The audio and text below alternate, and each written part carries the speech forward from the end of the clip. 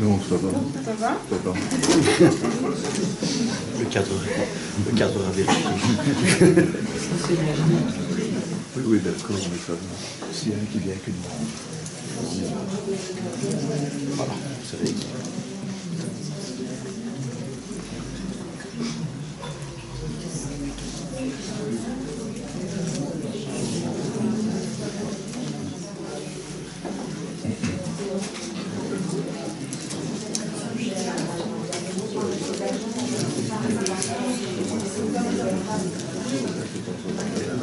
Naji, tu introduis? C'est toi qui introduis?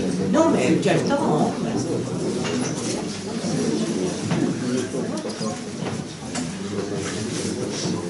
Donc je sais.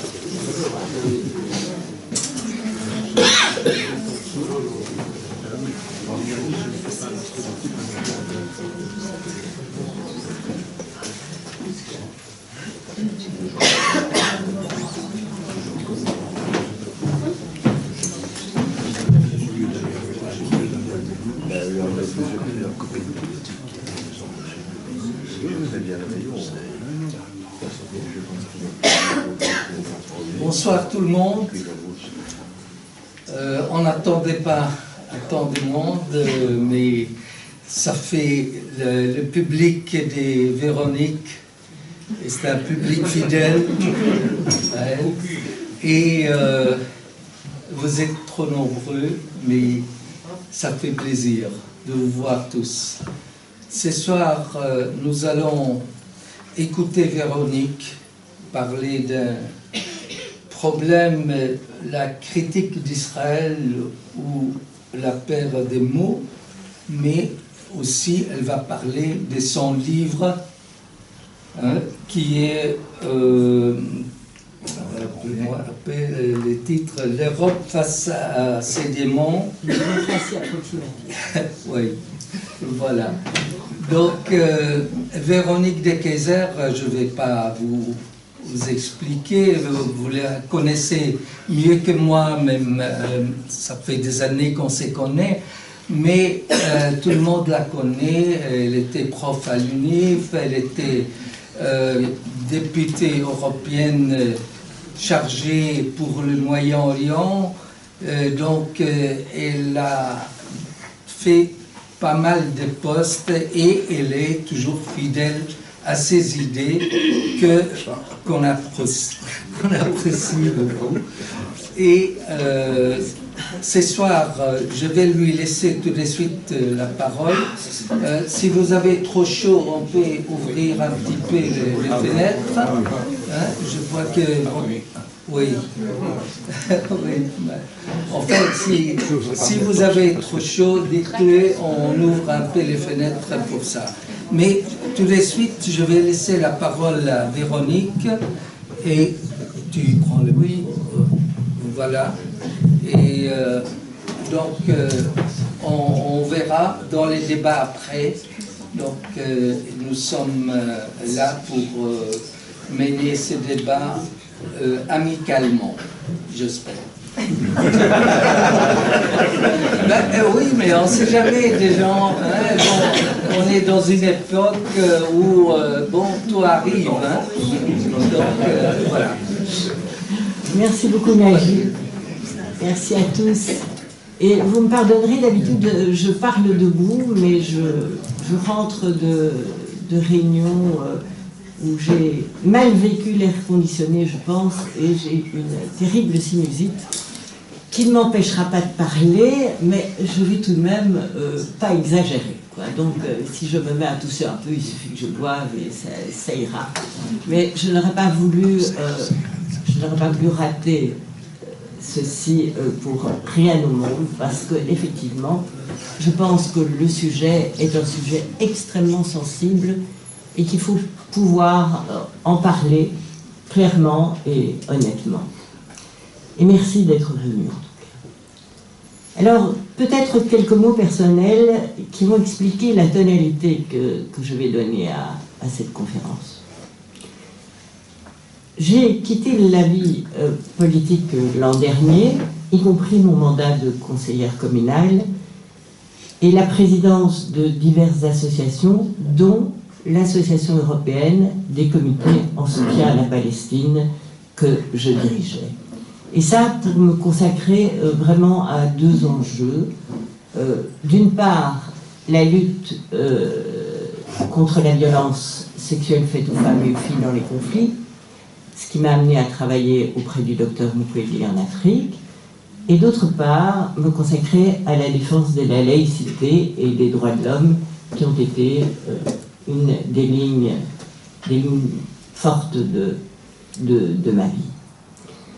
Alors, ici, je le dis, je ne représente personne d'autre que moi, mais ce que je vais le dire en tant que laïque, en tant que citoyenne, bien décidée à refuser toute forme de discrimination, de racisme, de xénophobie, d'antisémitisme ou d'islamophobie, mais bien décidée aussi à lutter contre toute atteinte à la liberté d'expression.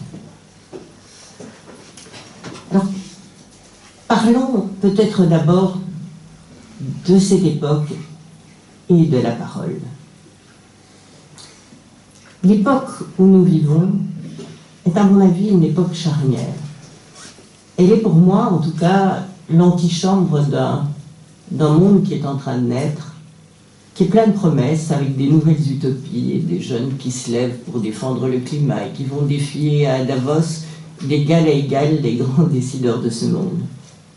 C'est un monde charnière où des pays grands comme des continents sont en train d'émerger, où l'Afrique bouillonne, où la Chine dessine ses routes de la soie, et où des technologies inouïes voient le jour. Moi, j'ai dirigé pendant 10 ans un centre d'intelligence, de sciences cognitives et d'intelligence artificielle, et je vois maintenant la révolution de l'intelligence artificielle dont tout le monde parle.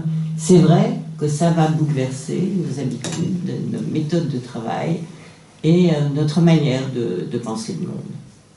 Et en même temps que je dis, c'est une époque extraordinaire. Si j'avais pu naître aujourd'hui, même si l'époque est pleine de dangers, j'aurais été heureuse de naître aujourd'hui, tellement il y a des potentialités qui se dessinent. Et en même temps, et c'est de ça que je traitais dans le livre dont Nagy parlait, en même temps, de manière hallucinante, c'est le retour des vieux démons, ce que j'appelle les vieux démons. La montée de la haine vis-à-vis de l'autre, les délires identitaires, le rejet des réfugiés, les scores historiques de l'extrême droite dans tous les États membres de l'Union européenne, mais même au sein des 6 pays fondateurs de l'Union, qu'on arrête de parler tout le temps de Orban. Il y a dans les 6 pays fondateurs de l'Union, peut-être à l'exception du Luxembourg, une montée de l'extrême droite qui est indéniable, et dans notre pays aussi, plus en Flandre certainement que pour l'instant en Wallonie, mais ça a fait tache d'huile absolument partout. Alors, partout, le racisme, l'antisémitisme, l'islamophobie retrouvent droit de cité. Mais pas seulement au sein de l'Europe. Cette flambée de haine décomplexée est à l'échelle mondiale.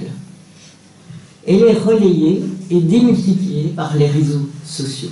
Et l'assentiment de Trump à des propos de suprématie raciale blanche et sa crainte des latino-mexicains, des violeurs et des assassins, dit-il, qui mettent en péril les États-Unis, ça, ce n'est qu'un exemple. Et cette violence ne se limite pas au discours, elle ne se limite pas à la parole.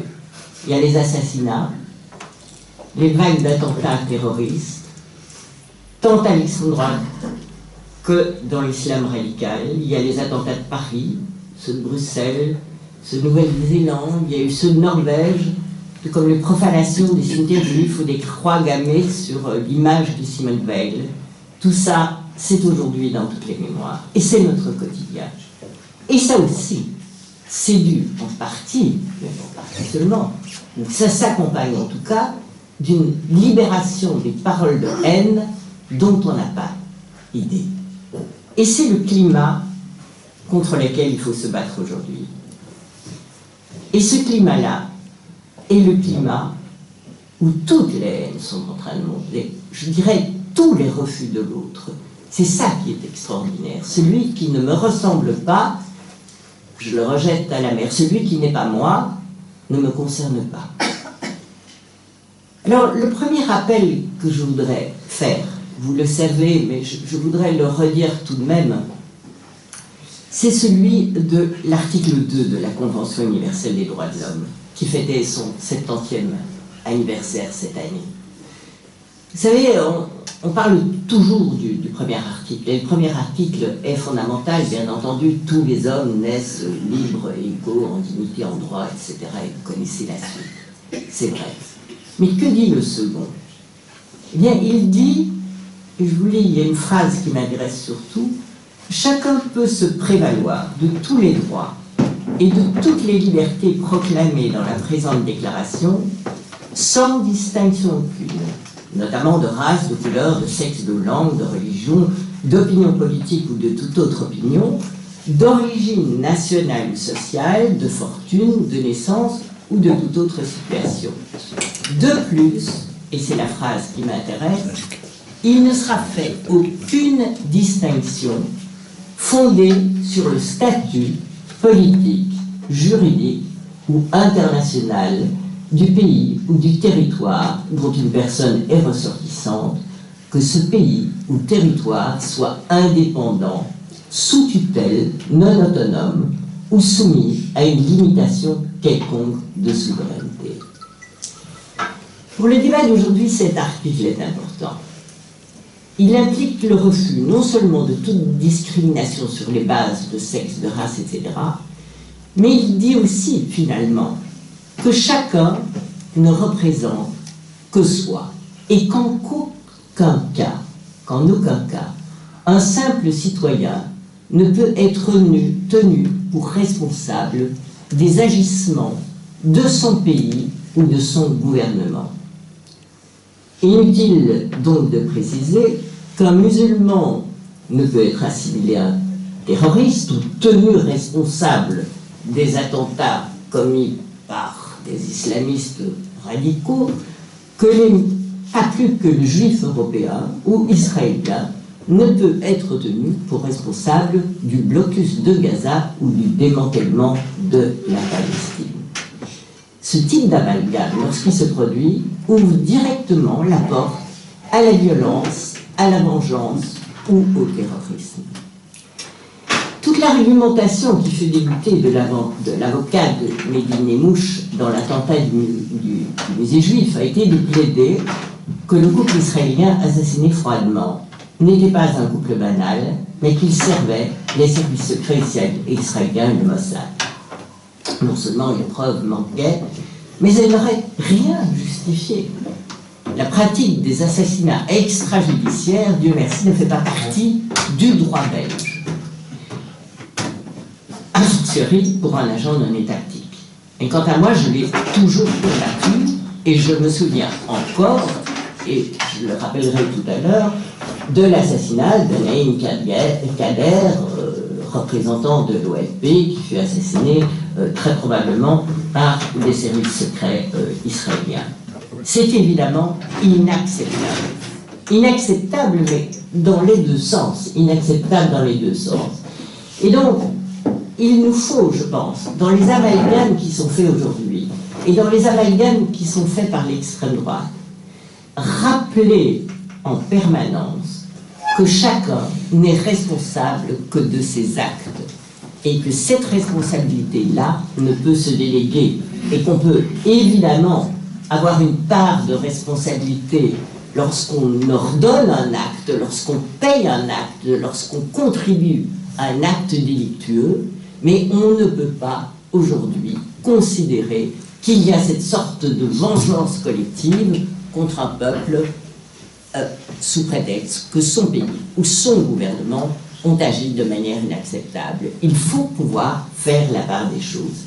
Il faut pouvoir faire la part des choses Parce que nous sommes aujourd'hui non seulement dans le monde des fake news, mais dans le monde des amalgames et des simplifications.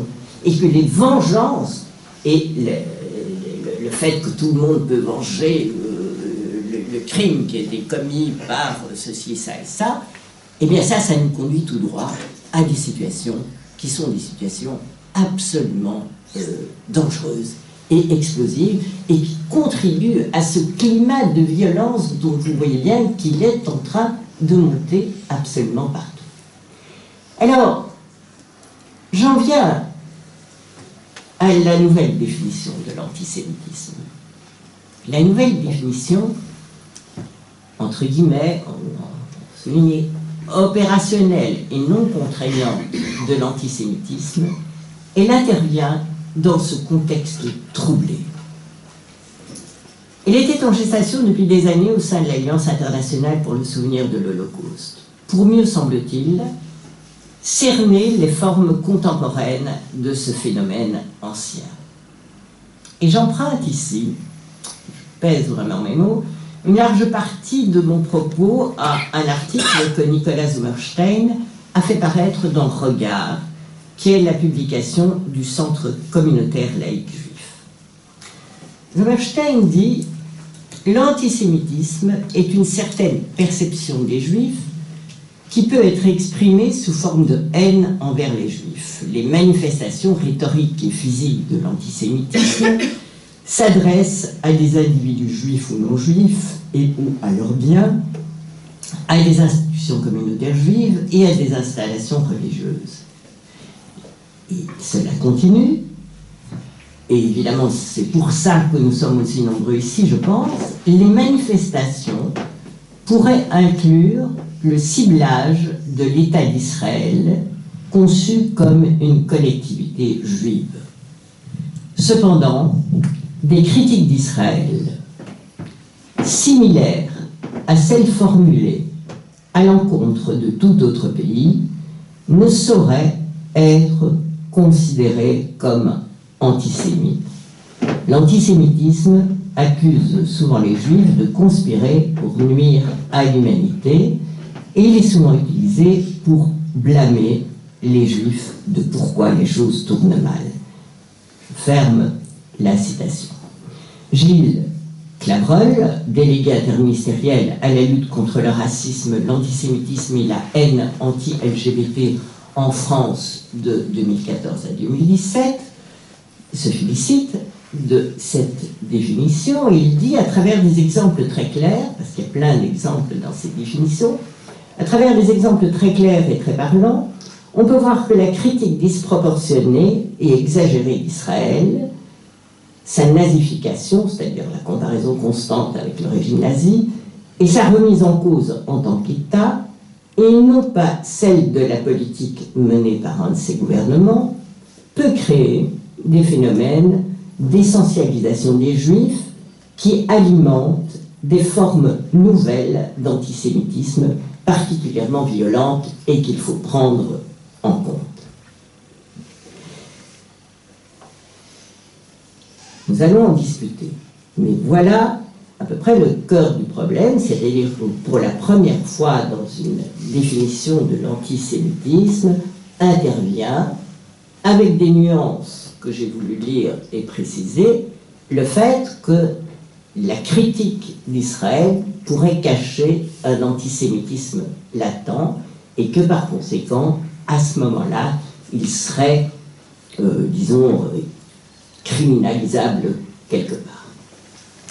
Alors, cette définition a été adoptée dès 2016 par l'Alliance internationale pour la mémoire de l'Holocauste et elle a été incluse le 6 décembre 2018 dans une déclaration du Conseil européen. Le Conseil européen, c'est le conseil qui rassemble tous les chefs de gouvernement européens.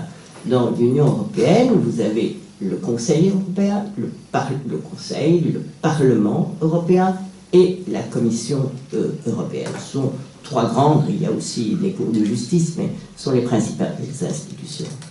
Donc dans cette déclaration, il recommandait aux États membres de l'Union européenne, le Conseil, aux États membres de l'Union européenne, de l'approuver sur le plan national.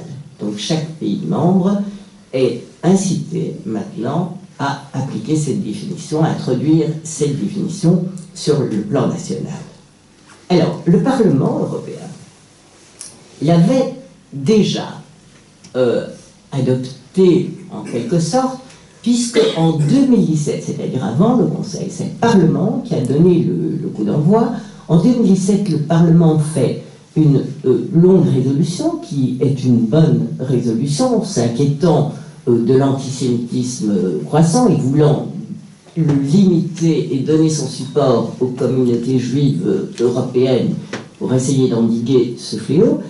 Mais dans l'article 2 de cette résolution, le Parlement européen recommande la définition de l'Alliance internationale. La résolution passe à une large majorité, donc le Conseil l'adopte, et lors d'un vote à l'OSCE, en 2018, ils ont, l'ensemble des pays de la large Europe, à cette fois-ci l'unanimité moins une voix. Donc, si on fait le compte, toutes les institutions européennes, les plus larges d'ailleurs, ont été favorables à ces définitions, qui n'est pourtant pas contraignante et qui se dit opérationnelle. La plupart des associations des droits de l'homme avaient pourtant déjà, depuis longtemps, tiré la sonnette d'alarme en insistant sur le flou de cette définition. C'est-à-dire que juridiquement, tout ça c'est de l'improuvable. Sur quoi est-ce qu'on va se baser pour dire ceci est l'antisémitisme, ceci ne l'est pas, etc. Sur quel fait très précis, ça manque. Tout le monde le reconnaît. Je veux dire, là, ce n'est pas un truc que je dévoile. Même dans l'article très favorable de ce centre laïque juif que j'apprécie beaucoup, ils disent non, c'est pas tout à fait au point, mais nous considérons que malgré tout, ça comble un vide. Alors, si cette définition et la résolution qui l'accompagnait, notamment au Parlement européen, semblent avoir satisfait les plus hautes instances internationales, et surtout apaiser certaines communautés juives angoissées par la montée de la violence et le retour affiché de signes nazis, et si elle n'a pas fait réagir jusqu'ici les États membres, elle a laissé perplexe bien des citoyens, et notamment des Juifs. Je rappelle que les CCP que je dirigeais alors avaient fait un lobbying soutenu auprès des institutions européennes pour qu'elles ne soient pas intégrées à la fameuse résolution de 2017, mais là c'était prêché dans le vide, quoi. Donc, elle a inquiété les citoyens, elle nous inquiète, et elle inquiète notamment beaucoup de Juifs. Et c'est là sans doute que je pense qu'il faut voir le premier impact de cette définition tellement vague qu'elle pourrait devenir un outil de censure et porter atteinte à la liberté d'expression. Alors, Nicolas Sommerstein, quant à lui, est nuancé dans son propos, et le CCLJ fait d'ailleurs partie du CAL, le CAL auquel j'appartiens, beaucoup d'entre nous ici aussi, et ils admettent que la définition est vague, mais ils lui trouvent davantage de bons côtés que de mauvais. Mais bien des Juifs de par le monde ne se définissent pas par la territorialité, pas par le nationalisme israélien, mais par la foi judaïque, la culture judaïque. Et ce sont notamment des Juifs européens ou des Juifs américains au grand nombre qui ne voient pas du tout d'un mauvais œil la création de l'État d'Israël, mais ne se sentent davantage appartenant à la France, à la Belgique, aux États-Unis, et donc se définissent par leur foi. Il y en a pour qui le royaume est de ce monde, il y en a pour qui le royaume est ailleurs. Donc, à ce moment-là, ceux-là,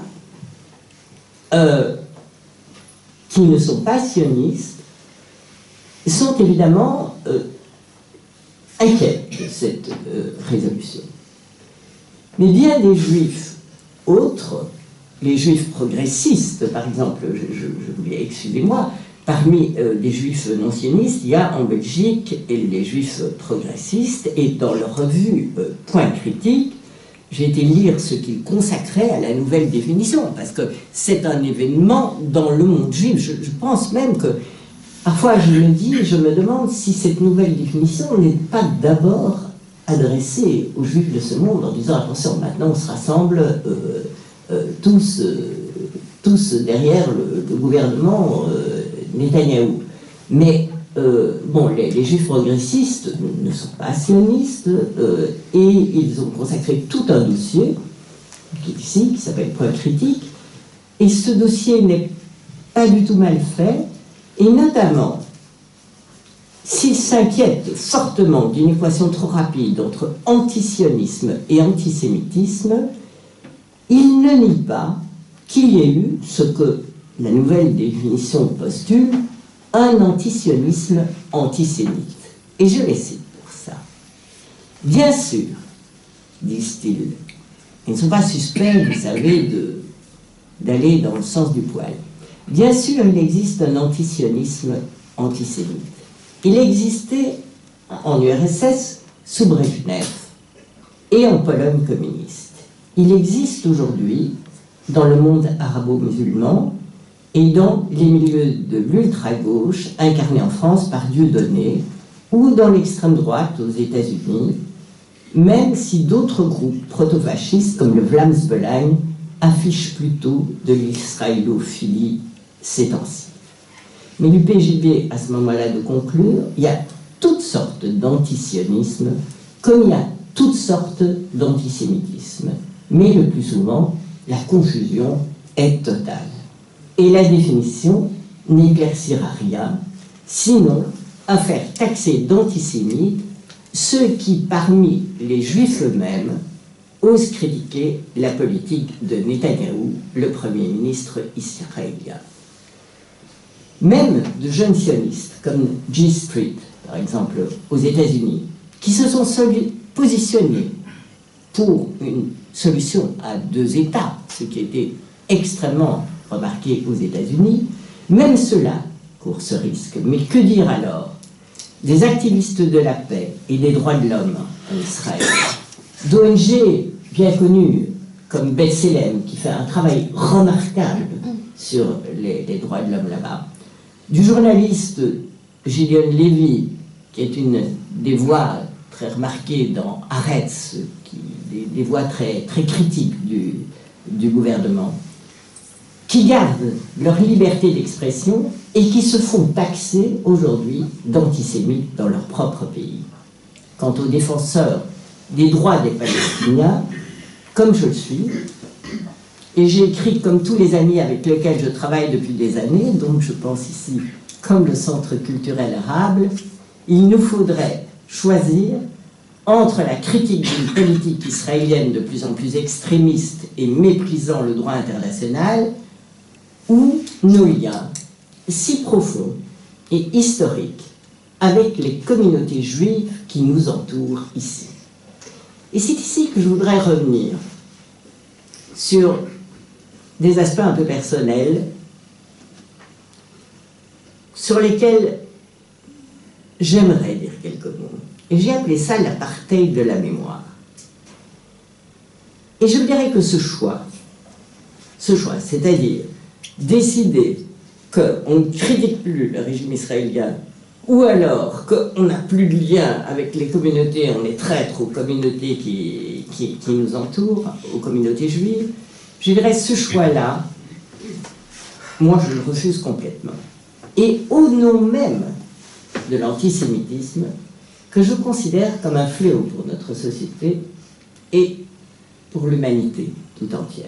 Je pense en effet que pris au pied de la lettre, cet amalgame possible entre antisionisme et antisémitisme risque d'augmenter l'antisémitisme en ne permettant plus une liberté d'expression critique qui est absolument indispensable pour justement faire la part des choses et dire ces juifs qui se battent pour la démocratie, pour les droits de l'homme dans leur pays, ce sont de nouveaux justes. Et ce sont nos amis. Ceux qui, autour de nous, se battent pour la démocratie aussi, mais ce sont aussi nos amis. Donc, ce qui nous différencie de certains, ce n'est pas la question d'être juif ou pas juif. C'est la question, finalement, des valeurs que nous avons, des valeurs universelles et de ces droits de l'homme en tant que valeurs universelles. Ça, c'est le point de fracture, mais pas le président. Et donc, je suis en fait d'une génération d'après-guerre qui était marquée par l'Holocauste. Et je suis née en 1945, et en 1945, nos familles comptaient leurs morts. Au combat, dans les camps de concentration, dans des actes de résistance. Les révélations sur la réalité des camps, à l'époque, se multipliaient, avec des photos, des films, des livres atroces. Le Bréviaire de la haine de Poliakov a été mon livre de chevet quand j'étais enfant. Mon père était mort comme jeune résistant, mais son ami juif, qu'il avait demandé à sa mère de cacher, lui, a miraculeusement survécu. C'était une époque terrible. Et une de mes meilleures amies à l'école était juive, quand j'étais très jeune. Sa mère, qui avait un bras tatoué, ne s'est jamais remise de sa captivité dans le camp de concentration et elle a rapidement dû être internée à son retour. Mon amie et moi, nous étions donc deux orphelines de guerre inséparables.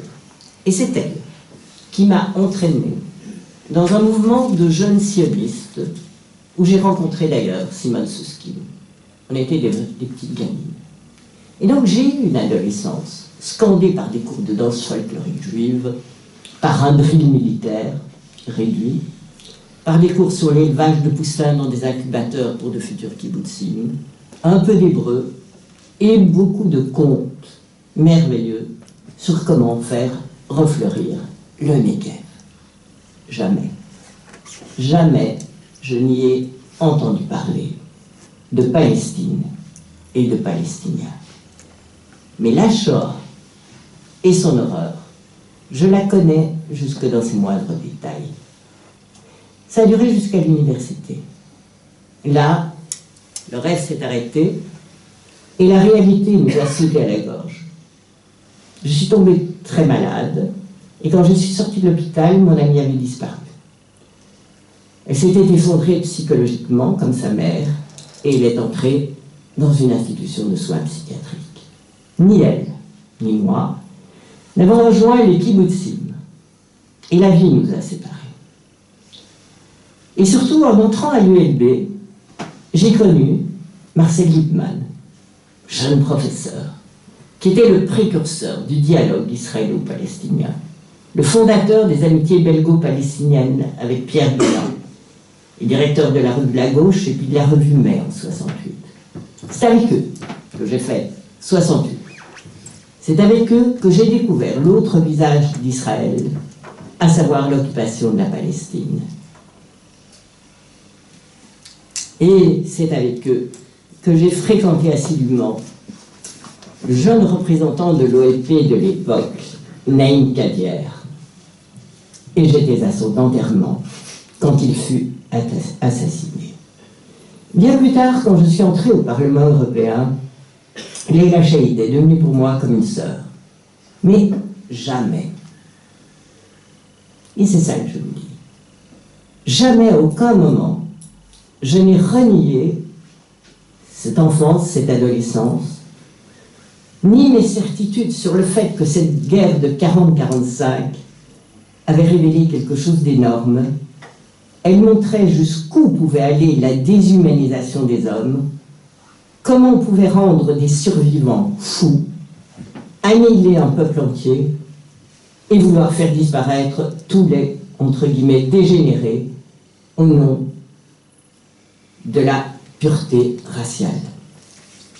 J'ai eu plus tard à ce sujet avec Stéphane Hessel, avec lequel j'ai écrit un livre sur Palestine, la trahison européenne, J'ai eu plus tard avec lui une complicité merveilleuse. Ce qui était clair entre lui et moi, c'est que la guerre et la Shoah avaient été une chose, que c'était l'œuvre des nazis, et que l'histoire d'Israël et des Palestiniens en était une autre, qu'il fallait encore écrire. Je ne me suis jamais dit que je m'étais trompée. Et mes amis d'alors le sont restés, même si parfois politiquement nos avis divergent. Tous font partie de mes racines. Nous avons la chance, dans cette Belgique finalement très démocratique, de pouvoir vivre librement la diversité. C'est précieux. Et c'est à cause de ces racines, à cause de mon ami d'enfance, à cause du plus jamais ça, à cause de cette histoire qui reste à construire ensemble, que je ne pourrai jamais taire la colonisation des territoires palestiniens, le blocus de Gaza, la situation des Bédouins du Negev, la situation des prisonniers palestiniens et l'annexion de facto de tant de territoires et aujourd'hui de Jérusalem-Est et du Golan. Je ne mettrai pas un mur dans ma mémoire en disant d'un côté il y a l'histoire des Juifs et puis de l'autre côté il y a celle des Palestiniens. C'est la même histoire. Une histoire à laquelle seule la paix pourrait donner une cohérence. Et c'est ainsi qu'il faut le penser. 2 États ou un seul, je m'en fiche complètement. Mais la paix et les droits et une dignité identique pour les deux parties, nous en sommes loin, hélas, aujourd'hui, et vous le savez bien. Parlons un peu des amis de Benjamin Netanyahou. J'ai introduit mes propos en évoquant le retour des vieux démons en Europe. Ma crainte est extrême devant les scores de l'extrême droite, le rejet décomplexé des droits de l'homme et du droit international et les propos révoltants que tiennent certains leaders politiques aujourd'hui.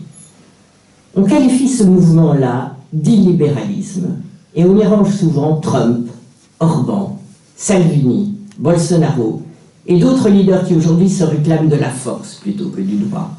Ils ont été entre guillemets élus démocratiquement, invoquent abondamment le peuple, mais le leur, et souvent une partie de ce peuple, pas les minorités, pas les indigènes, pas les dissidents, pas les journalistes, pas les syndicats, pas les homosexuels, pas les noirs, pas les arabes, pas les juifs. Et quant aux femmes, c'est Orban qui a le mieux exprimé à propos de la politique de natalité dans son pays ce qu'il en pensait. Il veut que les Hongroises restent au foyer et fassent des bébés hongrois et que la Hongrie ne soit pas repeuplée par des bébés étrangers, allusion à peine voilée d'un rêve de pureté raciale de sinistre mémoire. Ce sont les suprémacistes blancs qui soutiennent Trump dans son mur pour endiguer une invasion mexicaine, des violeurs, selon le président des États-Unis, des latinos en tout cas, dans un pays où cette communauté risque de devenir majoritaire. Les leaders qui aujourd'hui dans le monde refusent l'universalité des droits de l'homme et prennent la force sont tous des amis du Premier ministre israélien, qui est loin désormais d'être isolé.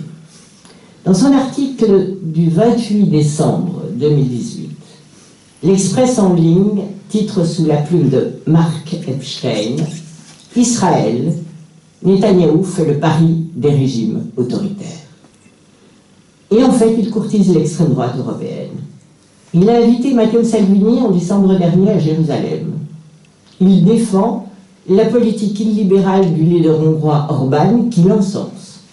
Il se rend régulièrement en Russie pour rencontrer Poutine, s'est rapproché de la Chine, a forgé une alliance sunnite contre l'Iran, sans tenir rigueur à l'Arabie Saoudite de l'incident Khashoggi, ce journaliste assassiné dans le consulat de l'Arabie Saoudite à Istanbul en octobre 2018. Comme l'expliquait pragmatiquement l'ambassadeur d'Israël aux États-Unis, Ron Dermer, il est essentiel de ne pas jeter le prince avec l'eau du bain. À ce titre-là, Netanyahou, non, ce n'est pas une exception. La politique qu'il défend, les méthodes qu'il emploie ne sont pas des exceptions. Elles sont inacceptables et je ne les avalise ni en Israël, ni en Hongrie, ni en Pologne, ni aux États-Unis, ni nulle part ailleurs. Je ne critique pas Netanyahou parce qu'il est juif ou Premier ministre d'Israël, mais par son mépris du droit international et des droits de l'homme. Quant aux Palestiniens, ce n'est pas en tant que Palestiniens qu'il faut les défendre, mais parce que les hommes et les peuples ont des droits inaliénables et que ces droits sont bafoués par l'occupation de leur pays. C'est ce socle-là, celui de l'universalité des droits humains, que le front illibéral voudrait faire exploser. Il est pour lui une entrave insupportable. Quant à Benjamin Netanyahou, il aurait été sans doute le premier leader à innover dans la colonisation. Faire occuper Jérusalem-Est par des ambassades, à savoir par des espaces extraterritoriaux étrangers, dont la destruction entraînerait immédiatement une riposte de la communauté internationale, ça, c'est de la créativité politique. On appréciera à sa juste valeur ce coup de maître. Quant à nous, les élections de mai prochain nous attendent. Pour l'Europe, elles seront décisives. Ne laissons pas notre vote renforcer le front de l'illibéralisme. À terme, il en relève de nos libertés et aussi de l'avenir du Moyen-Orient.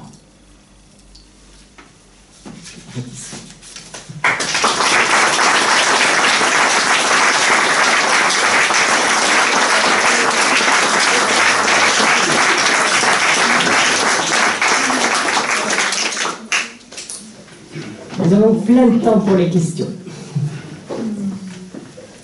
Bon. On va ouvrir le débat. Qui va être le premier?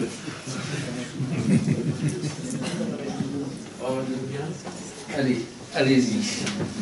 Voilà. Oui, Véronique, bien écouter ce que tu as dit. Est-ce que c'est pas... On m'entend? Non, je me lève? Non, mais tu peux avoir, si tu veux. Ouais, ça va? Viens chercher le...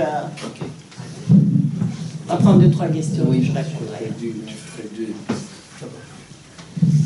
Voilà, la question que je me posais en t'écoutant, c'est est-ce que c'est pas un peu court de mettre finalement tout sur le dos de Netanyahou, comme si les gouvernements israéliens précédents avaient été des modèles de débat démocratique, des modèles de... Bon, alors Netanyahou est peut-être un fasciste, c'est vrai, et bon, en attendant, je veux dire, la question israélo-palestinienne, elle est quand même ouverte depuis 1948, avec des légitimités croisées et des choses complexes, etc. Et quand on lit les historiens critiques israéliens, bah, ils ne mettent pas tout sur le dos du dernier gouvernement en disant... donc, il faudrait peut-être aussi à un moment donné se poser la question de la responsabilité de tous les leaders israéliens depuis 1948, responsabilité qui est sans doute variable, qui est... etc. Mais je trouve que ce serait un peu... ce serait un peu réducteur et finalement ça ne nous aiderait pas beaucoup à avancer de dire, ben voilà... maintenant, c'est le proto-fascisme avec Netanyahou, de ne rien dire sur les 70 ans d'histoire qui sont aussi des histoires d'occupation, des histoires de conflits, de communautés, des histoires de conquête.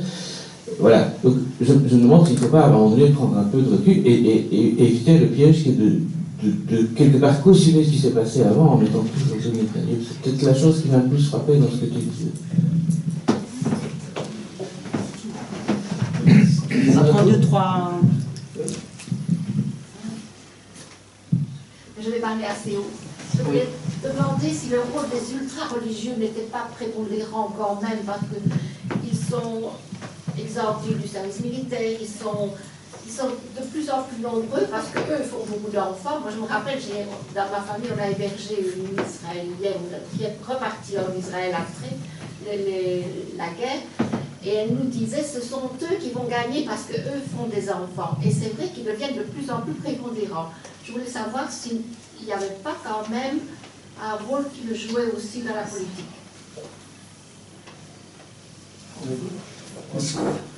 Je parlerai de la même personne, est-ce que c'est pas plutôt l'inverse? D'après ce que je sais, les juifs orthodoxes vivant en Israël brûlent le drapeau israélien lors de la fête nationale parce qu'ils estiment que oui, Israël devrait appartenir aux juifs, mais c'est à Dieu de décider et non aux politiciens. Pardon, mais c'est quand même eux, les ultra-religieux, qui occupent de plus en plus les colonies. Encore une Et qui chassent question. les Palestiniens. Oui, c'est un très beau combat d'essayer de détacher les notions d'antisionisme et d'antisémitisme, mais je vois que spontanément, de tous côtés, le lien est très fort depuis longtemps. Par exemple, si on vient de décréter politiquement que Israël était le pays des Juifs, enfin je le dis de façon simpliste, mais ça vient quand même d'être fait. D'un autre côté, j'étais justement en train de corriger au lycée technique juif de Tunis les examens des classes israéliennes pour l'homologation de leur diplôme en 1968, la guerre des 6 jours. Et bien spontanément, quand les gens qui écoutaient la radio algérienne, d'ailleurs aussi tunisiens soient-ils, et que Bourguiba disait on ne doit pas intervenir, ben, les gens, toute la foule s'est rassemblée spontanément. Qu'est-ce qu'ils ont fait? Ils ont commencé à casser tous les magasins juifs. Alors que ce soit à l'intérieur d'Israël ou en dehors, détacher les deux notions me paraît idéal, mais spontanément, les gens dans la rue, ils l'ont fait. Ils se sont dit, c'est Israël qui attaque les Égyptiens, ben nous, on casse tout ce qui est juif. Comment voulez-vous? C'est presque inné. Encore. Dans leur livre religieux, le livre sacré, dans l'histoire des Juifs, ils traversent le désert après s'être enfouis d'Égypte et conquièrent la Palestine. Ce qu'on y lit est horrifiant en fait. Dieu leur donne cette terre, la population qui est là, elle est mécréante, on doit l'exterminer pour cette raison. La conquête de Jéricho se fait de façon assez détaillée, et à ce moment-là, le conquérant juif envoie des espions qui se font repérer et qui sont sauvés par une femme qui les cache dans sa maison. Et ils vont s'en sortir, et lorsqu'on va conquérir Jéricho, on va exterminer l'ensemble de la population, sauf cette femme. Et dans le texte sacré, on dit que ceux qui ne sont pas juifs sont des descendants de cette femme. Bon, on a précisé au début que cette femme, c'était une prostituée. Ce qui signifie dans le discours que les gens qui ne sont pas juifs, les Palestiniens, sont des fils de... Et c'est dans le livre sacré. Et c'est pas un livre qui est sans secret. Tout le monde peut lire la Bible.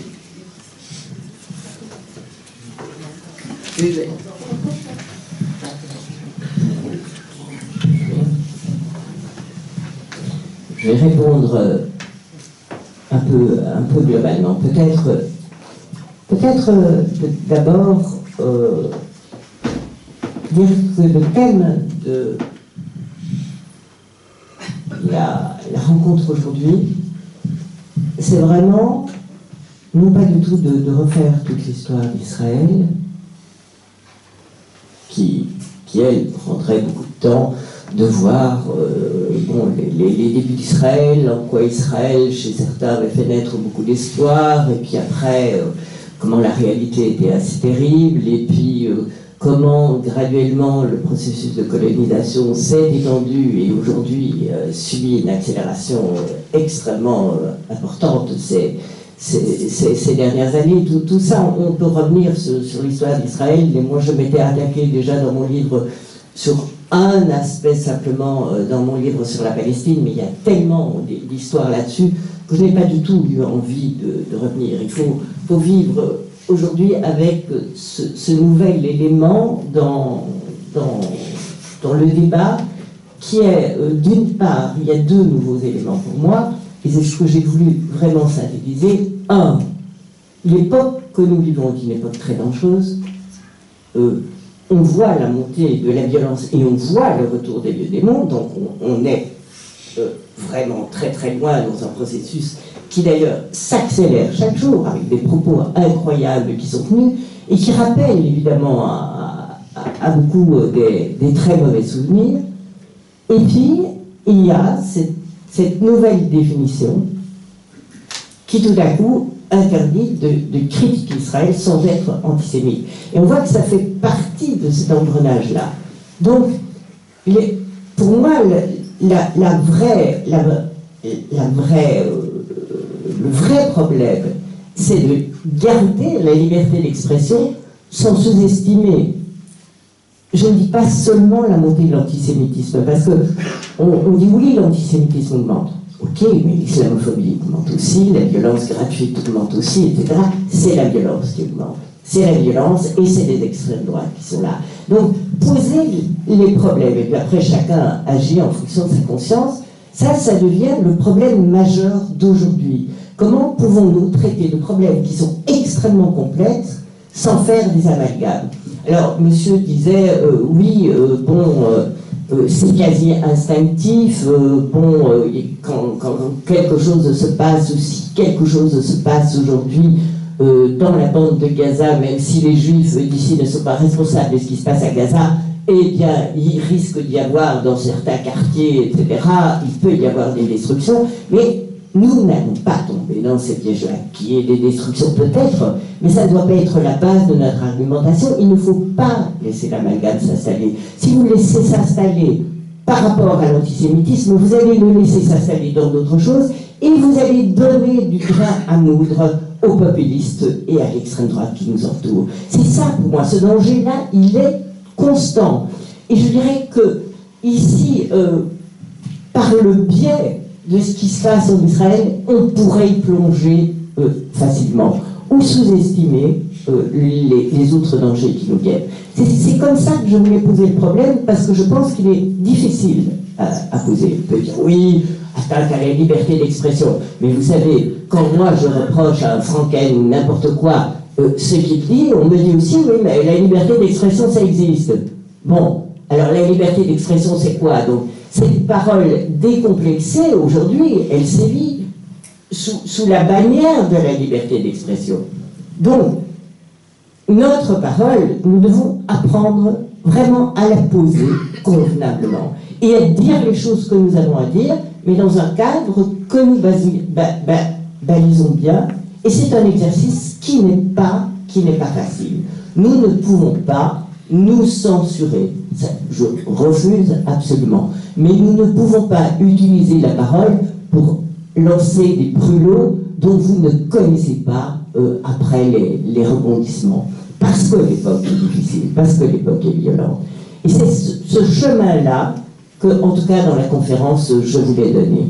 Alors, sur la question des juifs orthodoxes qui font autant d'enfants, vous savez, l'obsession de toute une partie, effectivement, de la société israélienne, et surtout dans sa partie la plus à droite, c'est la démographie. Ils sont comme ardents, ils sont obsédés par la démographie des Palestiniens, en disant, mais les Palestiniens, ils font des enfants à tour de bras. Résultat des courses, les orthodoxes font des enfants à tour de bras, et les colons font des enfants à tour de bras. Et c'est la bataille de la démographie. Maintenant, l'un n'empêche pas l'autre. C'est vrai que les ultra-religieux, justement, comme je le disais tout à l'heure, je vous disais, tout le monde ne se réclame pas d'Israël. À l'intérieur même d'Israël, il y a des ultra-religieux qui trouvent que c'est un pile qu'Israël n'est pas le royaume dont on leur a parlé, que le royaume est ailleurs, et que c'est la religion qui compte, et non pas la territorialité. Et donc à la fois ils font des enfants, et à la fois le royaume n'est pas de ce monde. Allez comprendre, mais le paradoxe de l'âme humaine est tout de même intéressant. Ceci dit, ils sont tous autour là. Bon. Je pense que plus encore que les orthodoxes religieux, ce n'est pas eux qui m'inquiètent le plus. Le poids, c'est les colons. C'est les colons qui sont une extrême droite extrêmement extrêmement actives, qui sont une sorte, je ne dirais pas de cinquième colonne pour ne pas jouer au complot, mais qui font peur même à la démocratie israélienne et à ce qu'il en reste. Et là, ça c'est exactement comme nous nous inquiétons de voir le Wilhelmswelling et parfois la LBA, et c'est pire. Je pense que c'est pire. Mais ils ne sont plus isolés sur l'échiquier européen, en tout cas. Voilà, un petit peu dans le sens des questions, ce que je voulais vous dire à ce propos-là. Je pense qu'il faut avoir les idées très claires dans la manière dont on va travailler, dont on va agir dans ce sens-là. D'abord parce que, et c'est vrai, et je le répète, ceux qui ont été à la base vraiment du mouvement palestinien en Belgique, c'est des juifs comme Lickman, c'est des juifs qui voulaient justement un dialogue israélo-palestinien, qui voulaient absolument arriver à la paix. Et on a cru qu'on avait la paix plusieurs fois, on était sur le point d'avoir. Moi, chaque fois, durant toutes les années où je me suis vraiment battu pour ces questions-là au Parlement européen, chaque fois qu'on avait une nouvelle annonce d'une nouvelle conférence de paix, etc., au moment où quelque chose allait bouger, je disais toujours à Marseille, attends, on va voir ce qui va se passer. Il va se passer quelque chose à Gaza qui va rendre toute avancée impossible. Ça, c'est des extrémistes du Hamas qui ne voudront pas la paix et qui vont s'organiser pour faire quelque chose. Ou il va se passer quelque chose en Israël. Ça, c'est les ultras qui ne veulent pas bouger en Israël. Mais il y a toujours quelque chose qui fait capoter ce processus de paix. L'assassinat de Rabin, l'assassinat d'Isaac Rabin a été non pas un palestinien, mais un juif d'extrême droite. Si vous voulez, ceux qui veulent arriver à la paix ont les pires difficultés. Et maintenant, avec Trump, c'est pour ça que j'ai été tellement en colère contre l'Union européenne, pas contre Israël. Israël, Marc a raison, et les politiques ont changé, etc. Mais la grande conquête de la terre, elle reste tout de même la grande conquête de la terre, et elle s'accélère de plus en plus. Et la Palestine est complètement balkanisée, émiettée, etc. Et en discutant avec Leila Chaïd, elle me disait, mais ma chérie, l'Europe ne bougera pas. On pourrait déplacer des Bédouins du Negev, on pourrait déplacer des Palestiniens jusqu'en Jordanie. L'Europe ne bougera pas. Et elle bougera d'autant moins aujourd'hui qu'elle est complètement divisée sur la question, parce que Netanyahou a réussi, effectivement, à avoir avec lui une partie des États membres. Il y avait un socle sur lequel les États membres ne bougeaient pas. Solution à 2 États, frontière de 67, etc., etc. Ce n'est plus le credo. Le droit international n'est plus le credo. Maintenant, et par le biais de cette colonisation de Jérusalem-Est, on va voir s'installer les États membres qui considèrent que Oslo c'est fini, les frontières de 67 c'est fini, les 2 États n'en parlons plus, et on verra ce qu'on fera avec les Palestiniens, on renverra Gaza vers l'Égypte, et puis les autres, on les fera reprendre par la Jordanie, etc. Donc tous ces plans-là, ils sont un petit peu dans l'air, et l'Europe n'a pas bougé, alors les Arabes n'ont pas bougé non plus, et aujourd'hui ce front sunnite dont je parlais, ce front sunnite avec le prince d'Arabie Saoudite, qui est tout de même pas un prince éminemment fréquentable, ce front sunnite, c'est tout de même un front arabe. Qu'a-t-on demandé à Netanyahou en contrepartie de ce front-là? Mais apparemment, pas grand-chose qui concerne la Palestine. Alors moi, je ne suis plus dans le rouage politique, mais je reste tout de même un analyste de l'affaire, et je me dis c'est bien de taper sur l'Europe, mais les pays frères, ils sont un peu absents là. Hein, donc, c'est un climat qui est un climat extrêmement difficile. Et c'est pour ça que je pense, et c'est pour ça que je vous disais, dans cette période qui est une période désespérante pour ceux qui ont tant cru que c'était au bout du chemin, il y a un cap qu'on peut garder.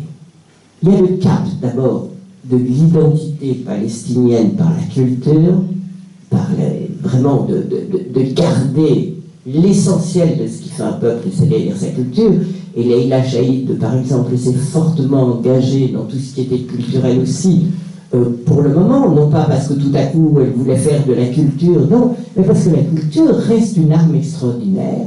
Et le droit international, si mauvais que soit l'ONU aujourd'hui, si difficile à faire fonctionner avec son veto, etc., le droit international et tout de même ce qui nous reste aujourd'hui, et c'est ce que voudrait flanquer en l'air pour le moment toutes les extrêmes droites et les populistes en disant mais d'accord, mais le non, plus tout ça, c'est des inventions, c'est des intellectuels qui ne connaissent pas le terrain, qui ne connaissent pas la réalité, qui sont en train de jouer là-dessus, mais c'est tout ce qui nous reste. Et donc, si on lâche ça, on lâche tout, quoi. Et donc c'est pour ça que je dis, c'est là-dessus qu'il faut se battre. La violence, vous savez, la violence, elle conduit à la violence. Elle conduit. Et les rapports sont complètement asymétriques, et qu'ils soient asymétriques ou pas, que nous a apporté la guerre d'Irak, désolation, que nous a apporté la guerre d'Afghanistan, que nous a apporté la guerre de Libye, que nous a apporté la guerre de Syrie, sinon des morts, la montée d'un islamisme radical et aujourd'hui des blessures absolument incroyables, croyez-vous qu'une seule de ces guerres que nous avons menées au Moyen-Orient a eu un effet positif? Moi, quand je retourne dans ces pays et quand je vois ce Moyen-Orient que j'ai tellement aimé, je dirais, mais qu'en reste-t-il? Mais c'est des ruines aujourd'hui. Des ruines qui feront le bonheur de ceux qui auront à reconstruire. Hein, parce que là, pour l'industrie de la reconstruction, ça va marcher. Mais la violence, même dans les meilleures intentions du monde, elle n'apportera rien. Et c'est peut-être pour ça, je ne suis pas dans la tête de Mahmoud Abbas, c'est peut-être pour ça que Mahmoud Abbas, qui est un homme qui n'est pas fou, a tellement essayé de museler sa jeunesse qui ne demandait qu'à en découdre en se disant ne les lançons pas là-dedans, n'en faisons pas des martyrs, ça risque de se passer très mal. Bon, mais voilà, je ne voudrais pas dire que les choses sont désespérées, mais je dirais au contraire que nous avons peut-être la chance. J'ai dit, on a la chance de vivre en Belgique, bon, on a la chance d'avoir tout de même des élections. Ça va être décisif. Bon, on le sait, donc votons en tout cas en fonction de partis qui comprennent où sont les combats pour le moment, et on refera le point après, et il faut tenir. Et je pense que tout ce qu'on pourra faire en faveur de la Palestine, tout ce qu'on pourra faire avec l'aide, d'ailleurs, aujourd'hui, aussi de ces communautés juives qui, pour une part, en tout cas, sont d'extraordinaires alliés des Palestiniens. Pour autant que nous ne chatouillons pas leur sensibilité épouvantable à propos de l'Holocauste, mais je les comprends. Je vous ai cité l'exemple de cet ami qui pour moi reste un souvenir qui est épouvantable. Peut-être parce qu'on était excessivement proches, etc. Mais comment une famille, après les faits, après l'Holocauste, etc., peut être détruite de génération en génération. Vous savez, la souffrance, elle ne s'arrête pas à celui qui l'a subie, elle gagne absolument du terrain. Et c'est vrai que même avec les meilleurs amis que j'ai juifs, si on touche à ce problème, et je les comprends très bien, c'était l'horreur de l'horreur. C'est la même chose quand on touche à la souffrance des Palestiniens, c'est la même chose que ce que je vois en Afrique, quand je vois tous ces bébés violés, ces femmes violées, etc. Je me dis, comment est-ce qu'elles vont se reconstruire? De quoi vont-elles se souvenir? Quelle va être la transmission de cette souffrance et de cette haine? Ça, ce sont des problèmes de notre monde. Mais je m'égare un peu, mais c'est sans doute le monde dans lequel j'ai choisi de vivre et dans lequel je me sens bien, parce que je crois qu'il a un sens. Voilà. Une question. Oui, je t'en prie. Vas-y. Une petite question.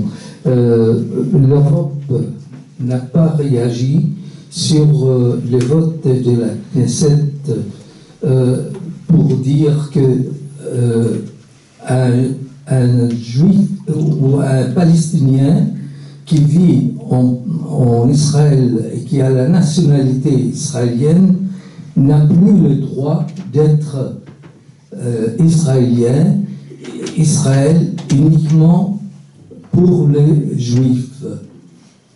Et ça, l'Europe n'a pas réagi à ces votes et c'est ce qui a été appliqué maintenant.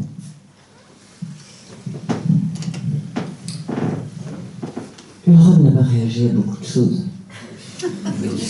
Non, et je regardais passer les infos aujourd'hui à propos de Jérusalem-Est et à propos du Golan, et Macron a sorti une phrase en disant que la récupération du Golan par Israël n'était pas dans la ligne, je crois, il faudrait que je pèse mes mots, il faudrait le revoir, mais dans la ligne du droit international ou quelque chose comme ça. Point.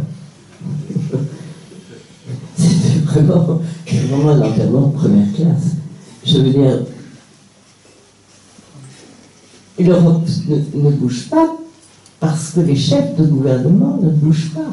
Si vous avez un Macron qui pourtant n'est pas un raciste, que c'est quelqu'un qui, au niveau des droits de l'homme, on a tout de même une notion, c'est pas quelqu'un que je qualifierais d'illibéraliste, quelqu'un qui a beaucoup de problèmes, mais bon, c'est un type comme vous et moi, quoi. Bon, et qui sort simplement ça, c'est le moins qu'il pourrait dire, hein, c'est il a compté le nombre de mots, et ça enterre tout. Ben voilà, c'est pas conforme au droit international. Et quand on demandait dans l'accord d'association quelles répercussions ça irait, vous connaissez l'histoire de... Autant que je l'ai tellement raconté, on me disait mais non, ça ne doit pas en tout cas altérer le commerce et les excellentes relations que nous avons avec le gouvernement israélien. Donc nous leur avons fait la remarque. Ouais. Il y a parole et parole. Hein, bon. Oui. L'Europe est tétanisée par la mémoire. Elle fait le lien entre sionisme et antisémitisme de toute façon, que l'on dise explicitement dans les textes ou pas. Elle est tétanisée par la Shoah, la mémoire. Oui, il y a un très beau livre de Vaincre Hitler, de Christine.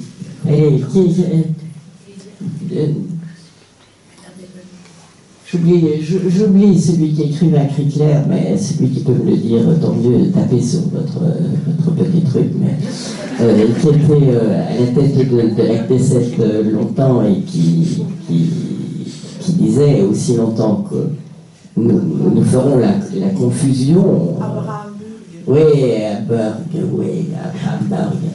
Abraham Burg, qui est quelqu'un de très bien et qui a fait une autocritique tellement violente en disant tant que nous mélangerons tout comme ça, eh bien ça veut dire que Hitler n'est pas encore mort.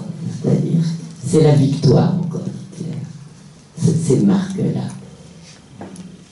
Mais pour des gens qui ont tellement souffert comme sous les ponts, qui sommes-nous pour leur reprocher ça? Nous ne sommes pas obligés de tomber là-dedans. Nous ne sommes pas obligés de tomber là-dedans. Mais nous ne devons pas oublier la mémoire de la chose. Ça c'est incontestable. Mais ne pas la revivre en permanence, en chaque instant, dans chaque chose. Et avoir cette souffrance qui est constante, cette sorte de mémoire traumatique qui revient tout le temps et qui bouffe la vie. Non, il faut passer à autre chose, mais bon, à ce moment-là, il faut écrire, comme je dis, une autre histoire et l'écrire ensemble. tant que cette mémoire-là ne sera pas pacifiée, ce sera très difficile d'aller vers la paix. Et je le vois bien avec tous les survivants, c'est très très compliqué. D'autres questions? Oui. C'est pas une question, mais c'est une petite réflexion que j'aimerais partager. Quand j'ai entendu que des amalgames seraient innés, que ce serait naturel, de faire des amalgames, ce serait inné, ce serait naturel. Je me demande, tiens, quand on amalgame noir, c'est singe ou sauvage, est-ce qu'il n'y a pas eu avant une certaine politique coloniale des eaux humains, entre autres, qui ont pu mener à ça? Quand un homme qui, je parle de homme en tant que masculin, a un geste un peu, bizarre, hop, à un certain moment, il y a une vingtaine d'années maintenant, suspecté de pédophilie tout de suite, il y a, je ne sais pas d'où ça vient aussi, est-ce que c'est naturel de le suspecter, ou bien est-ce qu'il n'y a pas eu certaines histoires qui ont fait que, et musulmans assimilés à islamistes ou terroristes, là, par rapport à ça, en tant qu'enseignante, il y a quelques années, j'ai vraiment fait une leçon ou deux par rapport à ça pour expliquer aux élèves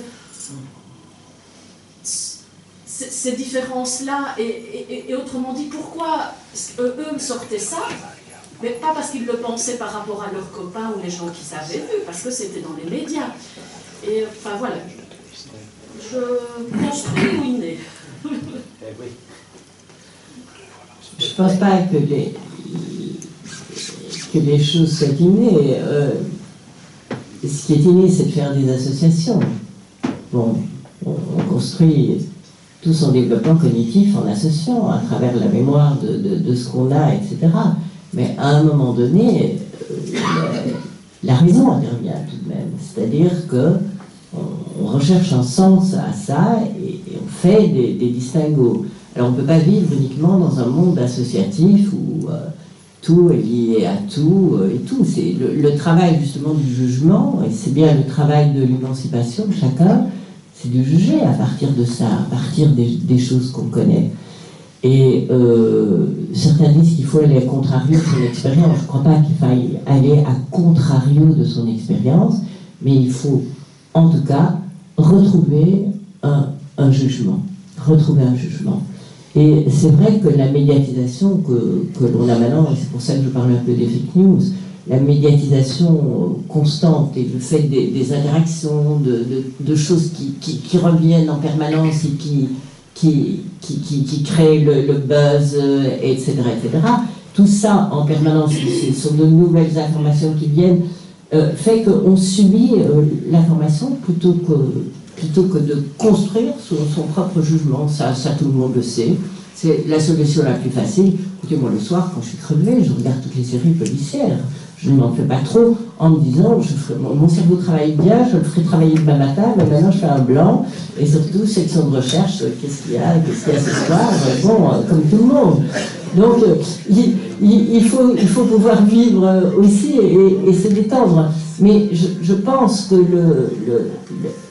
le travail réflexif qu'il faut pouvoir faire, et c'est à ça que servent les enseignants, c'est à ça que servent les réflexions de chacun, écouter les réflexions de chacun là-dessus, savoir comment positionner un problème, etc., ça reste absolument indispensable et plus que jamais indispensable.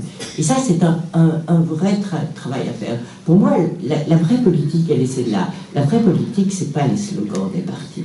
C'est pas le catéchisme qu'on va devoir réciter, etc.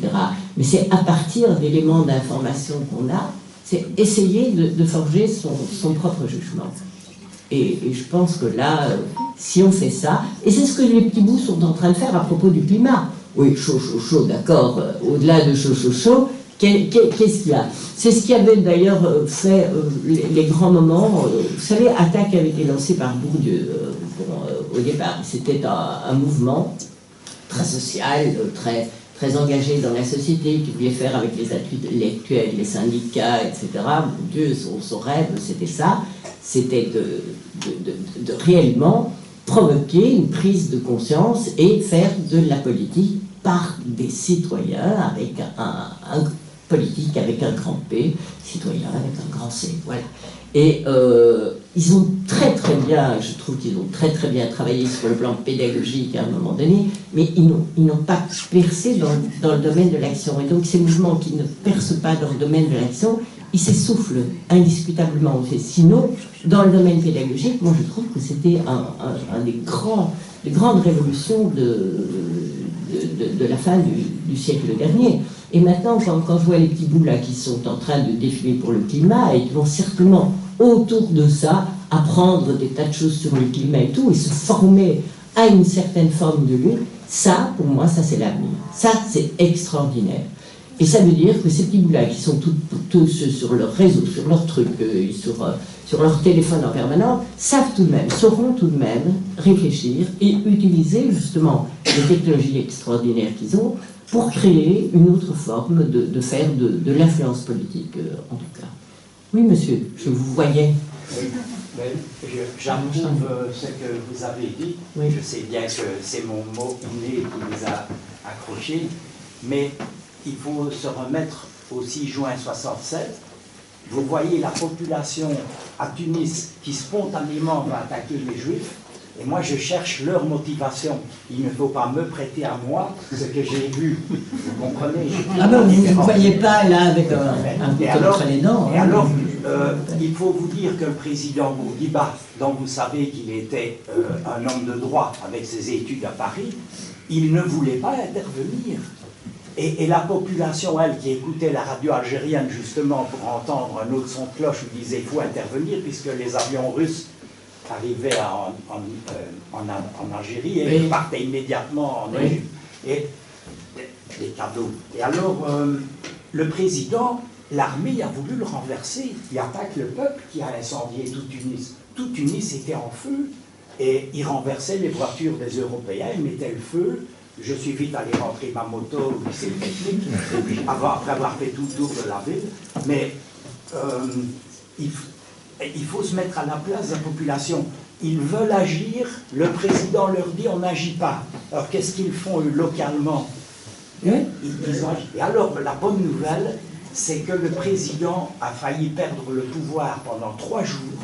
L'armée a bloqué toute la ville. Et quand je sortais pour retourner loger, j'ai demandé des sauf-conduits pour pouvoir continuer les examens qui duraient plusieurs jours. Et aux militaires, il n'y avait plus de pouvoir. Et Bourguiba a sauvé la situation parce qu'il a tenu la télévision avec un morceau de Fidèle et avec sa capacité oratoire, il a obtenu le succès difficile que vous espérez. Il a réussi à convaincre en 3 jours, à plusieurs heures à la radio et à la télévision, que il ne fallait pas s'attaquer aux juifs locaux, que les étrangers étaient là pour les aider. Toujours est-il que sur les 15 000 juifs habitant à Tunis à ce moment-là, il y en a plus de la moitié qui sont partis en Israël après. Parce qu'il y avait des feux partout, ils ont incendié la synagogue, et ils ont incendié le consulat de Grande-Bretagne, les gens étaient sur le toit au 2e étage. Donc, moi j'essaie de comprendre la motivation des gens, et c'est pas la mienne. On parlera de l'Algérie de Bouteflika alors. Bon, monsieur, vous vouliez parler. Ah, pardon, monsieur voulait parler, monsieur Scoop. Mais c'est toi qui vois mieux, parce que tu es debout et grand.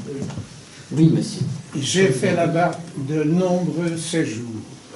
Par intérêt pour le Proche-Orient, comme vous, mais en amateur. Oui. J'ai écouté les uns et les autres, attentivement, en essayant de les comprendre sans juger.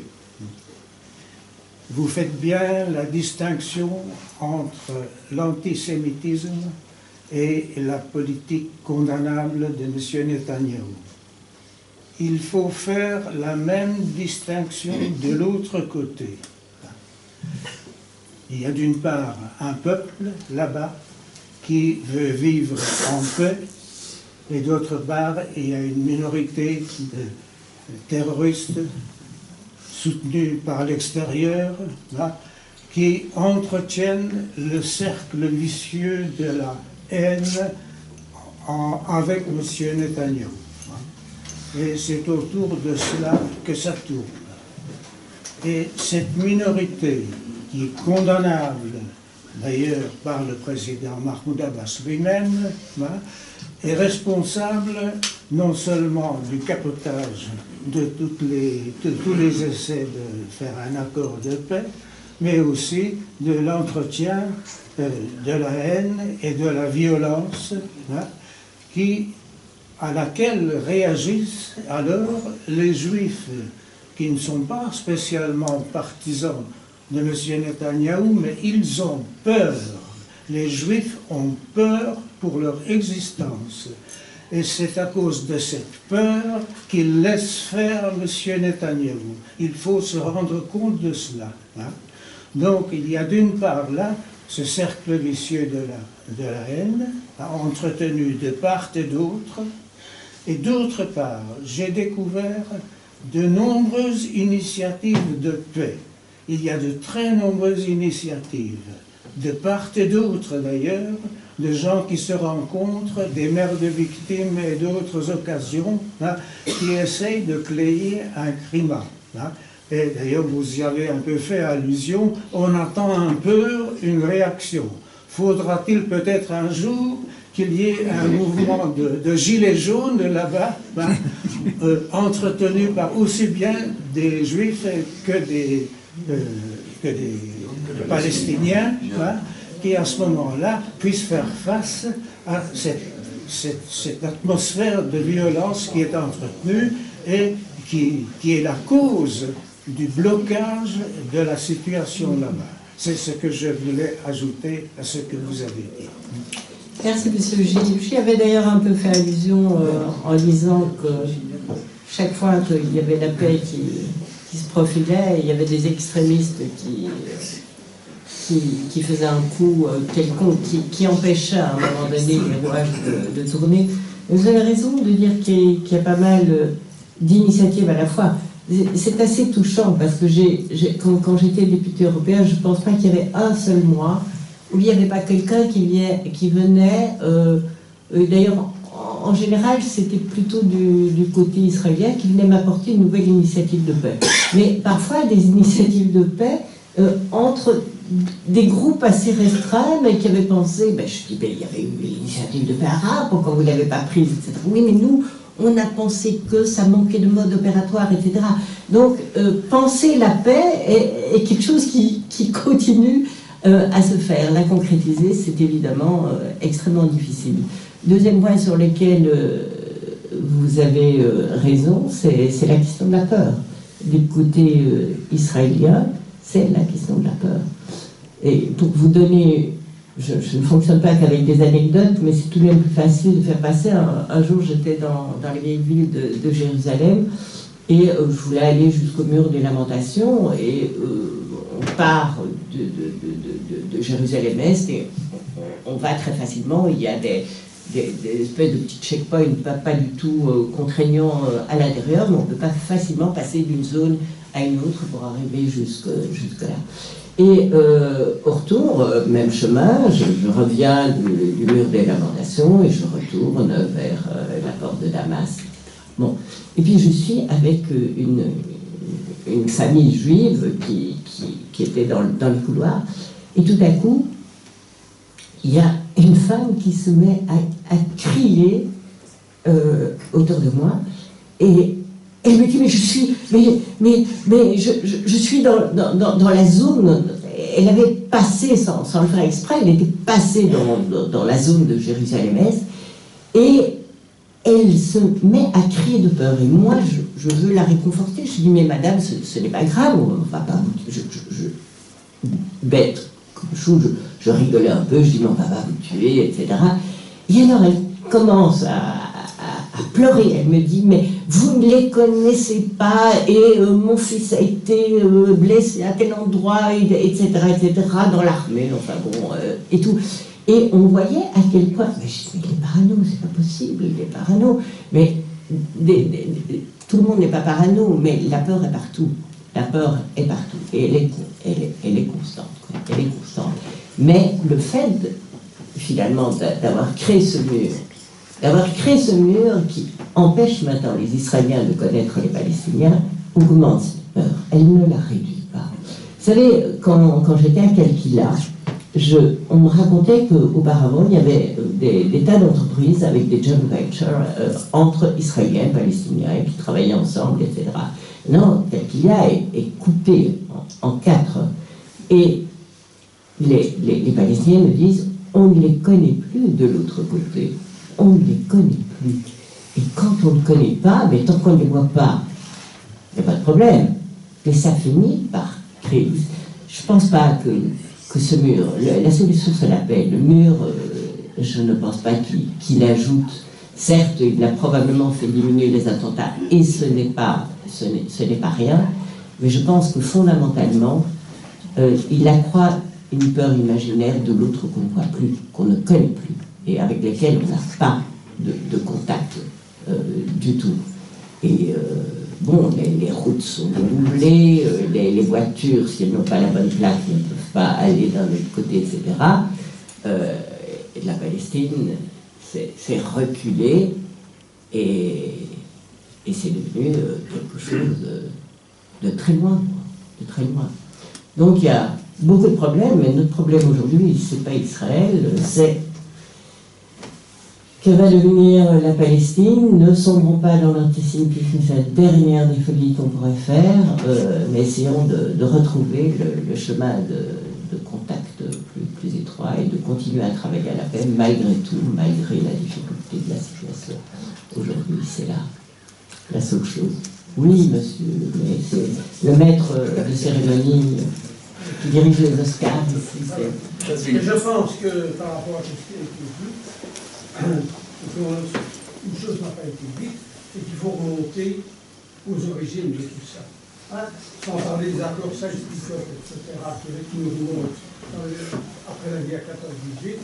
Mais voyons 1948, le problème est là. La Palestine a été mal partagée. Il aurait fallu créer à ce moment-là 2 États, et si ça avait été fait, il n'y aurait pas 70 ans de haine et de conflits qu'on vit aujourd'hui. Et il y a eu une lueur d'espoir quand il y a eu la poignée de main, et vous l'avez dit, Mme Kaiser, entre Rabin, Arafat et Clinton était là. Et qui a tué Rabin? Ce n'est pas un extrémiste palestinien, c'est un extrémiste juif. Donc, ce que je veux dire avec ça, c'est qu'il faut remonter là, et que nous avons maintenant, pour faire la paix, pour voir un monde meilleur, etc., il y a 70 ans de haine qui sont là et qui n'ont pas été résolus parce que les extrémistes des deux côtés, et c'est partout dans le monde, les extrémistes ne veulent pas la paix et voudront toujours la guerre. Et tant que, il y a la liberté d'expression, l'extrémisme, allez, qu'il soit à gauche, qu'il soit à droite, les extrémistes de toutes parts ne voudront jamais la paix.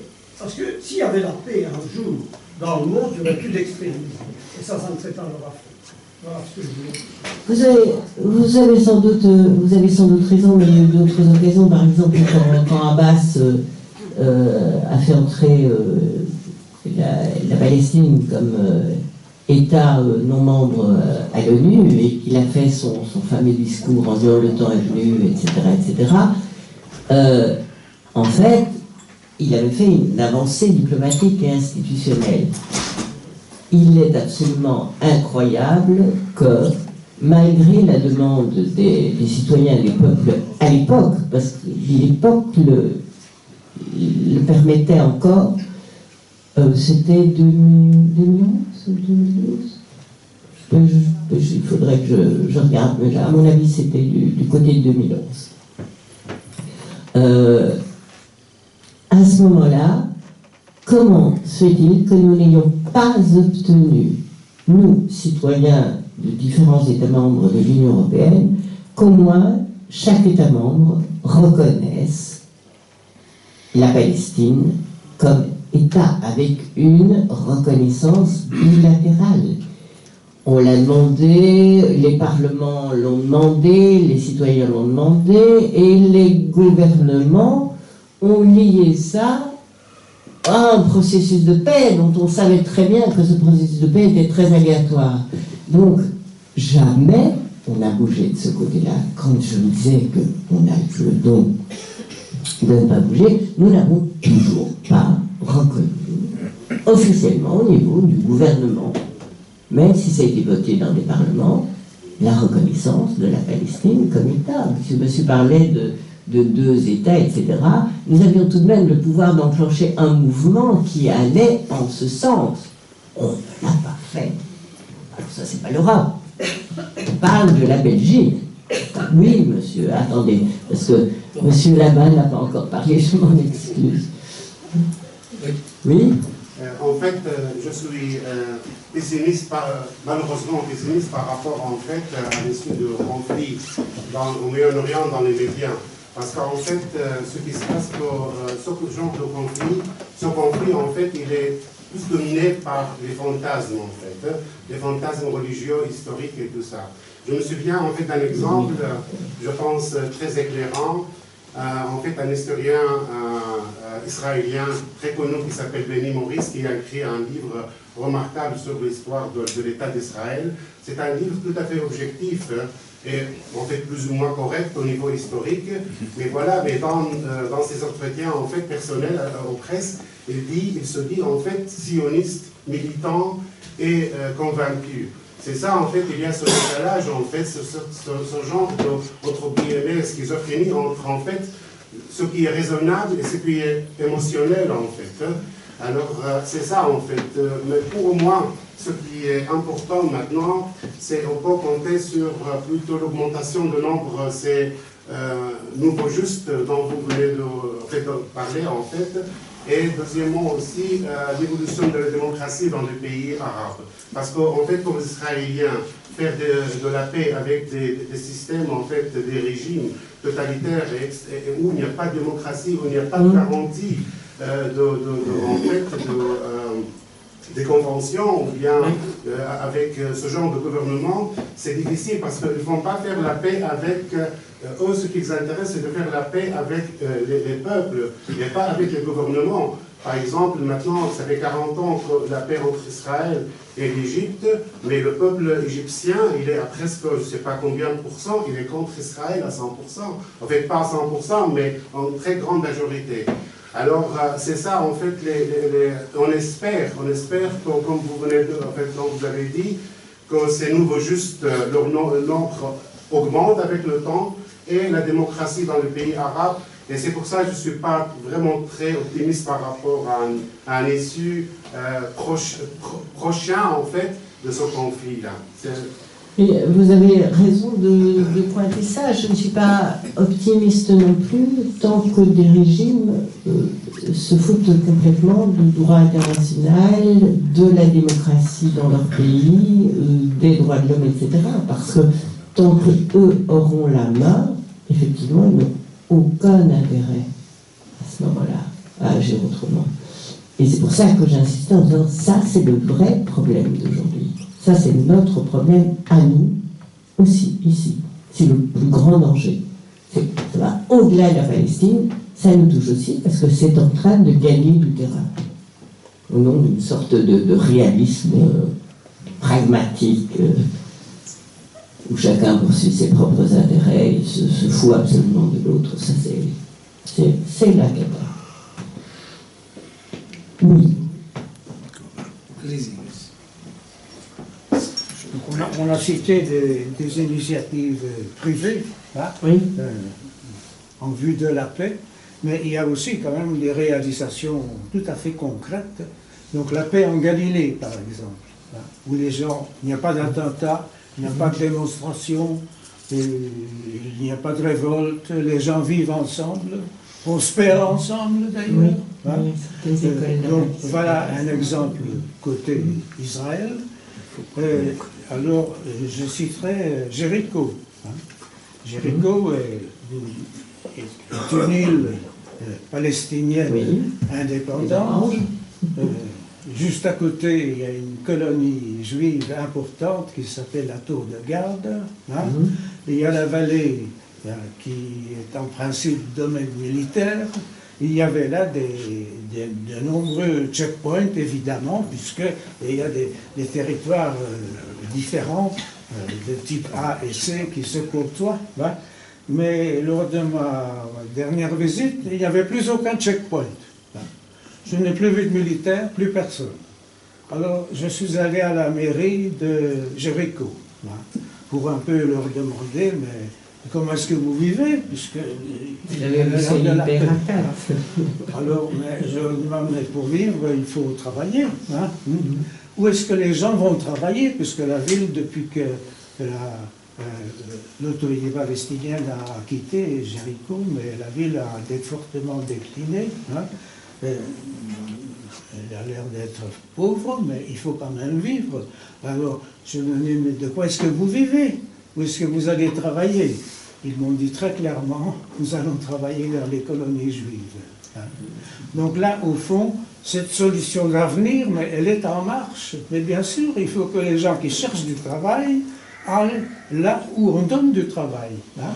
Sans distinction, sans contrôle, et c'est exactement ce qui se fait déjà autour de Jéricho. Je l'ai vu moi-même en questionnant les gens. Donc, il faut garder l'espoir.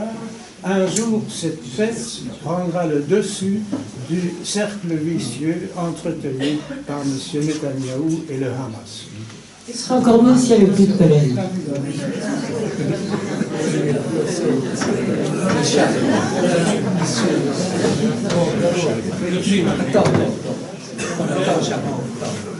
Oui, vas-y. Bonjour.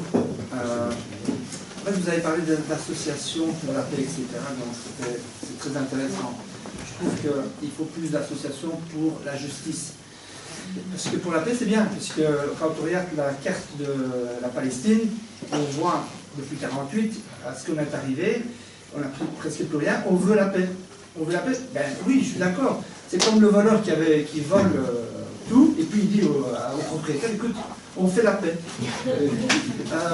Et puis vous me faites peur à chaque fois, vous me sortez la Shoah. Moi j'aimerais bien sortir la Shoah pour les Congolais aussi. C'est bien, attention, je ne suis pas contre. Hein. Il faut qu'il y ait la Shoah. La Shoah pour les Congolais, oui. Il faut qu'on parle des Congolais, il faut qu'on parle des Libyens, il faut qu'on parle des Palestiniens qui souffrent. J'ai peur de faire des erreurs, je dis, on va me traiter d'antisémite ou un truc comme ça.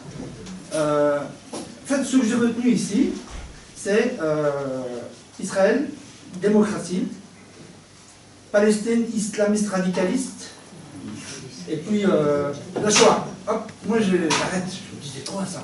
Non mais je suis d'accord. Quel était le thème de la conférence? En fait, oui, la nouvelle définition de l'antisémitisme. C'est bien Israël qui vous parler. Oui, c'est vrai qu'il faut parler d'Israël.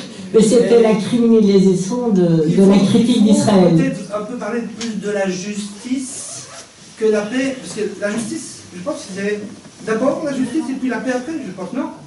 Enfin, je ne sais pas comment vous voyez les choses. Parce que moi, quand je vois un voleur, j'attrape le voleur, je dis, écoute, rends-moi. Il me dit, non, on va faire la paix, je garde ce que j'ai volé, mais je fais la paix avec toi. Ça n'a pas de sens. Je suis d'accord qu'il faut des associations de paix, etc., mais il faut beaucoup plus de justice.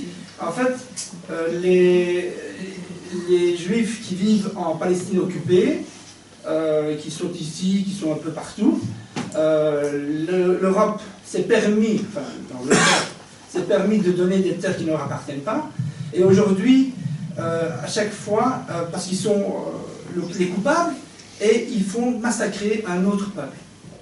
À chaque fois, on légitime par oui, la Shoah, attention, parce que la Shoah, c'est... Et c'est nous qui apportons nos enfants visiter les centres, etc. Il faudra peut-être visiter le Congo et d'autres, peut-être la Palestine, parce que moi, j'ai tenté de partir à 3 reprises en Palestine, on m'a retenu à Ben Gourion, on m'a posé 10 heures de questions, moi je voulais visiter Al-Quds, mais je n'ai pas su. J'étais emprisonné pendant 4 jours. Je suis reparti à Zaventem, on m'a retenu là-bas. Je suis parti par Amman, on m'a retenu là-bas. Donc, moi je veux partir en Palestine, et j'arrive pas. Et vous parlez beaucoup de paix, et je veux la paix, qui est une résolution à 2 ou à 3 ou à un seul État, mais... Je comprends très très bien ce que vous dites. Et Dieu sait si, au niveau de la justice, il y a eu des tas et des tas de tentatives. Alors, je vais prendre ce qui a suivi 2008. l'intervention militaire à Gaza, par exemple, en 2008, l'opération Plomb Durci. Moi, j'étais à Gaza, j'étais à un moment donné prise sous les bombardements là-bas parce qu'on était allé avec voir nos amis d'Otcha qui avaient dit qu'on bombardait des écoles, etc. Donc c'était une période qui était atroce. Et effectivement, on a vu les écoles dévastées, les ambulances pilonnées, etc. Et la question, là, très précisément, même pas de la justice à propos de l'occupation, mais de la justice par rapport à ce qui avait été tout de même des cibles civiles, a fait l'objet d'un rapport demandé par l'ONU avec un juge qui est un juge israélien, etc. Et il y a eu, ça a été documenté, toutes les destructions ont été documentées au niveau de l'Union européenne. Et puis finalement, après un lobbying infernal, le juge israélien qui s'est fait traiter d'antisémite et de traître à son propre pays, etc., a fini par retirer sa signature, et ce rapport est resté sans suite, comme beaucoup de ce type de rapports. Sans être un État, la Palestine n'avait pas la possibilité d'émarger de la CPI, de la Cour pénale internationale. Voilà encore une question de justice. Maintenant qu'il est entré, qu'il est partie prenante de l'UNESCO notamment, elle a la possibilité, en principe, de faire partie de la CPI et donc d'introduire des dossiers sur ce qu'elle estime être des violations de son droit. Il y a des négociations et des pressions incroyables pour que la Palestine n'introduise pas ce dossier. Je suis désolé parce que, bon, c'était pas des choses que je pensais de discuter ici, n'étant plus dans le rouage de l'Union européenne, je ne sais pas où en sont ces négociations pour le moment. Je sais que ce sont des pressions extrêmement importantes. Si vous voulez, dans l'affaire de la justice dont vous parlez, dans cette idée, mais c'est pas juste ce qu'on a fait aux Palestiniens, dans l'ensemble de ce problème très complexe, si je prends des problèmes très précis comme ceux-là, jusqu'à présent, ils n'ont pas pu aboutir. Ils n'ont pas pu aboutir. Et c'est vrai que ça suscite pour quiconque se dise, mais les Palestiniens ont autant de droits que les Israéliens, aussi peu et autant de droits que de vie